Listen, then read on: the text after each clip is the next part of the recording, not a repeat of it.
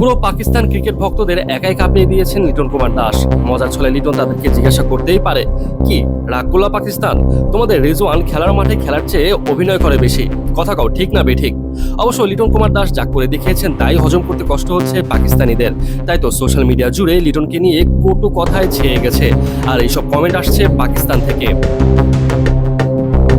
রিজওয়ান লিটন দাসের বাপ, রিজওয়ান সেরা, রিজওয়ান কিং। নিজের সামর্থ্যের মধ্যে থাকো লিটন। রিজওয়ানের এক ইনিংস বাংলাদেশের পুরো ক্রিকেট দলের সমান। এই সব কমেন্ট লিটনের সোশ্যাল মিডিয়ার পোস্টের কমেন্ট থেকে নেওয়া। বাংলাদেশি ক্রিকেটার লিটন কুমার দাস, অথচ কমেন্ট দেখে বোঝার উপায় নেই তিনি বাংলাদেশের না পাকিস্তানের। পাকিস্তানি ক্রিকেট ভক্তদের কমেন্টের ভিড়ে বাংলাদেশের ভক্তদের কমেন্ট যেন খুঁজে পাওয়াই যাচ্ছে না। এত রাগ, এত অভিমান লিটনের উপর।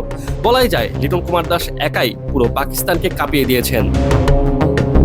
স্লেজিং একটা খেলার অংশ, বিশেষ করে টেস্ট ফরম্যাটে হরহামেশাই এরকম স্লেজিং করতে দেখা যায়। একটা সময় সাকিব, মাশরাফি, তামিমরাও নিয়মিত স্লেজিং করত।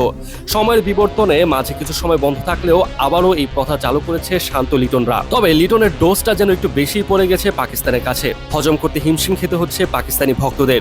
খোদ রিজওয়ানি তো লিটনের সাথে না পেরে শেষমেশ আম্পায়ারের কাছে বিচার দিতে গিয়েছিলেন। আর এদিকে পাকিস্তানের ভক্তরা লিটনের প্রত্যেক পোস্টের কমেন্ট সেকশনে ঝাঁপিয়ে পড়েছেন, যে যেভাবে পারছে উল্টাপাল্টা কমেন্ট করছে।